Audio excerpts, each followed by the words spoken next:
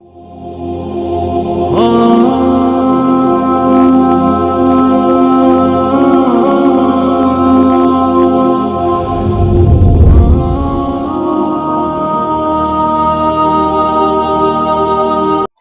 علیکم ورحمۃ اللہ وبرکاتہ۔ اعوذ باللہ من الشیطان الرجیم، بسم اللہ الرحمن الرحیم۔ اسلامک وظائف کی طرف سے آج ایک نئی ویڈیو لے کر حاضر ہوا ہوں۔ یہ ویڈیو اور یہ وظیفہ بیماروں کے لیے ہے۔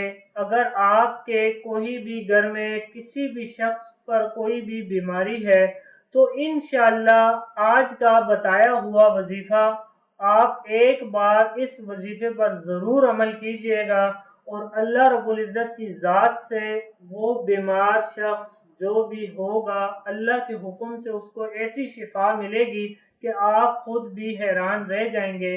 آپ کو نہ ہی کسی ڈاکٹر کی اور نہ ہی کسی دوائی کی ضرورت ہے۔ آپ ہمارے طریقہ کار، جو طریقے بتایا جائے گا کہ آپ نے اس طریقے سے یہ وظیفہ کرنا ہے، اور پھر آپ نے کرنے کے بعد اس مریض پر دم کر دینا ہے، انشاءاللہ وہ جلد از جلد شفا یاب ہو جائیں گے۔ لیکن اس وظیفے کو کرنے سے پہلے وظیفے کے کچھ آداب ہیں۔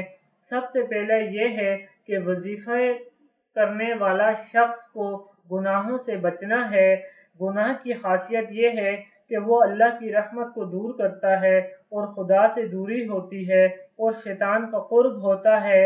گناہ کرے اور خدا کی رحمت دور نہ ہو، یہ ایسا ہی ہے جیسا کہ آگ جلے اور تپش نہ ہو۔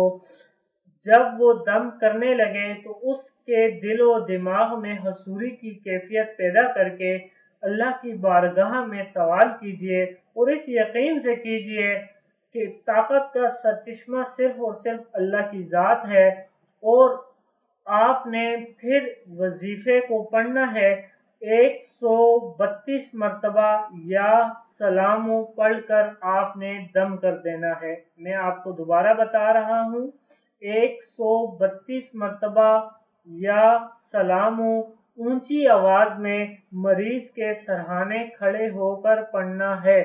132 مرتبہ مریض کے سرہانے اونچی آواز سے 132 مرتبہ یا سلاموں پڑھ کر دم کرنا ہے، اور انشاءاللہ اللہ کے رب العزت کی ذات کے حکم سے جب آپ یا سلاموں مریض کے سرہانے کھڑے ہو کر اونچی آواز میں دم کریں گے، اللہ کے حکم سے مریض فوراً شفا یاب ہو جائے گا۔ دوستو، یہ آج کی ویڈیو تھی۔ انشاءاللہ مزید اچھی ویڈیوز لے کر حاضر ہوں گا۔ اسلامک وظائف چینل کو ضرور سبسکرائب کیجئے اور ہماری اس ویڈیو کو لائک، کمنٹ اینڈ شیئر ضرور کیجئے۔ جزاک اللہ۔ اللہ حافظ۔